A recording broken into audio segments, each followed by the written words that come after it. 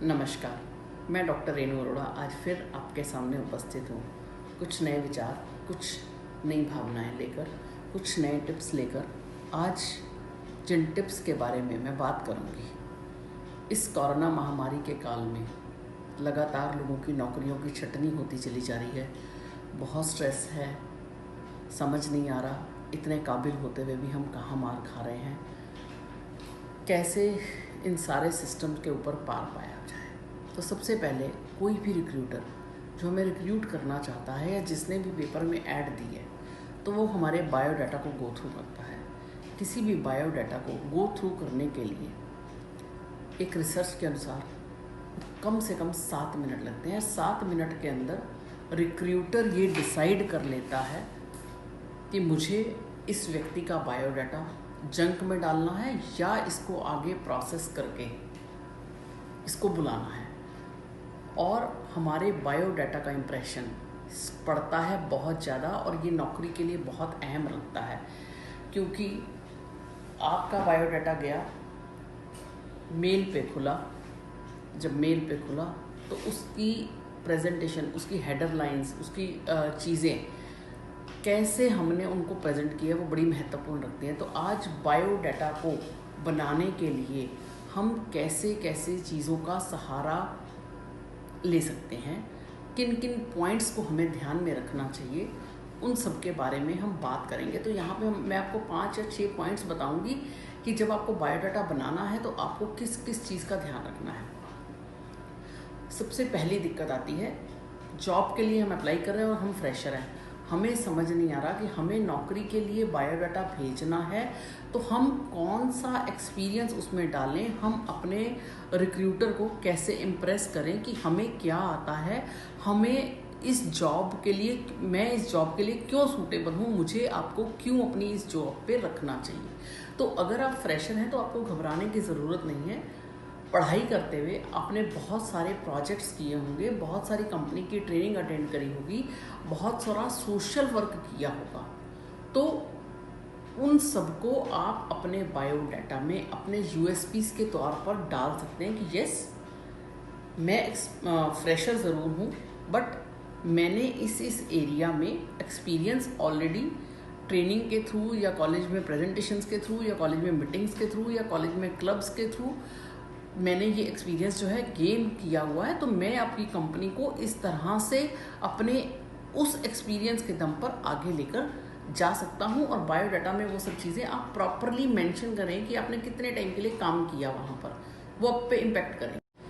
इसके बाद बात आती है कि अगर हम फ्रेशर नहीं हैं और अभी हम कहीं किसी कंपनी में, किसी ऑर्गेनाइजेशन में पहले से काम कर चुके हैं, कोई ऐड आई, हमारा मन है कि नौकरी को हमने स्विच ओवर करना है, तो हमने अपने बायोडाटा में आंकड़ों को लेकर बड़ा सतर्क रहना है। कैसे? मैं किसी कंपनी में, किसी सेल्स या मार्केटिंग की कंपनी में काम किया, तो आपके उस जॉब को ज्वाइन करने के दौरान से लेकर अब तक आपकी वजह से कंपनी को फाइनेंशियल फिगर्स में क्या ग्रोथ मिली, उसको मेंशन करना बड़ा ज़रूरी है, क्योंकि ये आंकड़े सीधा रिक्रूटर के यहाँ पर हिट करते हैं। सपोज़ आज मैंने ज्वाइन किया, 2015 में किसी ऑर्गेनाइजेशन को ज्वाइन किया, मैंने 2020 में आकर किसी नई कंपनी को ज्वाइन करने का सोचा, या कोई ऐड आई तो मेरे मन को भाई और सोचा कि ये कंपनी अच्छी है, मैं इसको अप्लाई करना चाहिए। तो मुझे 2015 से लेकर 2020 तक मेरे कंपनी में रहने पर, मेरे न्यू ज्वाइनिंग से लेकर अब तक कंपनी में क्या मेजर इम्पैक्ट आए मेरे काम की वजह से, हमें वो फाइनेंशियल ग्रोथ की फिगर्स जो हैं कंपनी को देनी है, ताकि रिक्रूटर को पता लगे। जैसे सपोज जब ज्वाइन किया तो कंपनी की सेल जो थी वो 80% थी, और आज मेरी वजह से 5 या 7 सालों में वो जो ग्रोथ है वो बढ़कर 100% हो गई, या 110% हो गई, या 70% थी तो 70 से 90% आ गई। तो वो ग्रोथ हमने देनी है कि व्हेन आई ज्वाइन तो ये फाइनेंशियल फिगर थी, कंपनी के रेवेन्यू में ग्रोथ आई, कंपनी के सेल में ग्रोथ आई, या कंपनी की और चीज़ों में ग्रोथ आई। ठीक है, ये हुआ हमारा सेकंड पॉइंट। पहला पॉइंट था कि अगर आप फ्रेशर है तो आप क्या काउंट करें। दूसरा पॉइंट था कि अगर हम दूसरी जगह पर हैं तो हम अगर हम फ्रेशर नहीं है तो हमने अपने बायोडाटा को अट्रैक्टिव बनाने के लिए हमें क्या करना है। तीसरा, हमें रिक्रूटर को ये बताना होगा कि हम इस जॉब के लिए हम ही क्यों सूटेबल हैं और हमारे से अच्छा कैंडिडेट क्यों नहीं मिल पाएगा आपको। मेरे अंदर ऐसा क्या कौशल है कि मैं आपकी कंपनी के लिए बड़ा बेनिफिशियल रहूँगा। मेरे को अगर आप ज्वाइन कराते हो तो आपकी इस क्षमता में वृद्धि होगी। आपकी कंपनी यहाँ पर है तो मैं इसको यहाँ तक लेके जाने की क्षमता रखता हूँ। ये मेरे अंदर कौशल है और मेरा क्या टारगेट है, भविष्य का मेरा क्या टारगेट है, मैं कहाँ पहुंचना चाहूँगा, कैसे पहुंचना चाहूँगा, कंपनी को कहाँ लेके जाना चाहूँगा। क्योंकि हमें अपना भविष्य का टारगेट भी जब हम कंपनी के सामने रखते हैं तो कंपनी को समझ में आता है कि यस, ये जो पर्सन है ये हमारी कंपनी के साथ लंबे समय तक काम करने में इंटरेस्टेड है और इसने पिछली नौकरियां बहुत ज़्यादा लंबे समय तक काम किया है।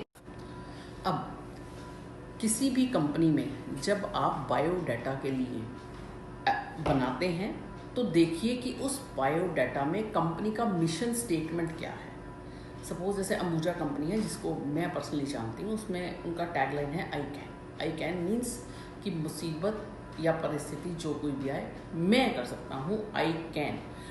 उसकी जब आप कंपनी का बायोडाटा अप्लाई करें, नौकरी के लिए अप्लाई करते हैं तो उसमें कंपनी के अंदर रीसेंट क्या डेवलपमेंट्स हुई हैं, कंपनी की क्या हिस्ट्री है, कैसे शुरू हुई, कहाँ तक पहुँची, कौन कौन इसमें मेजर चीज़ों में रहा, उन सब की जानकारी भी आपको होनी चाहिए। हालांकि वो आपके बायोडाटा के लिए कोई एडिशन नहीं है, पर अगर आपका बायोडाटा सेलेक्ट हो जाता है और आपको इंटरव्यू के लिए कॉल किया जाता है तो उस समय ये चीज़ें जो हैं आपके लिए बड़ी महत्वपूर्ण है।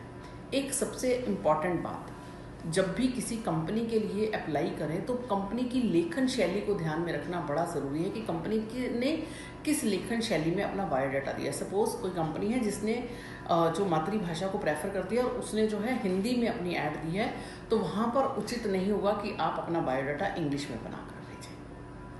कोई कंपनी ऐसी है जिसकी इंग्लिश बड़ी स्ट्रॉन्ग, तो हमें कंपनी की ऐड का लेखन शैली देखनी कि उसने किस लेखन शैली में अपना जो है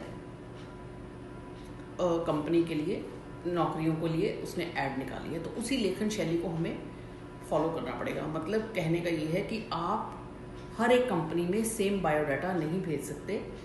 आपको हर कंपनी के लिए कंपनी के मिशन के हिसाब से, कंपनी की चीज़ों के हिसाब से बायोडाटा अलग तरह का भेजना पड़ेगा। हो सकता है आप एक ही समय में 4 या 5 पोस्ट के लिए एलिजिबल हो, उसके लिए भी बड़ा ध्यान रखकर आपको CV बनाकर भेजने की कोशिश करनी पड़ेगी।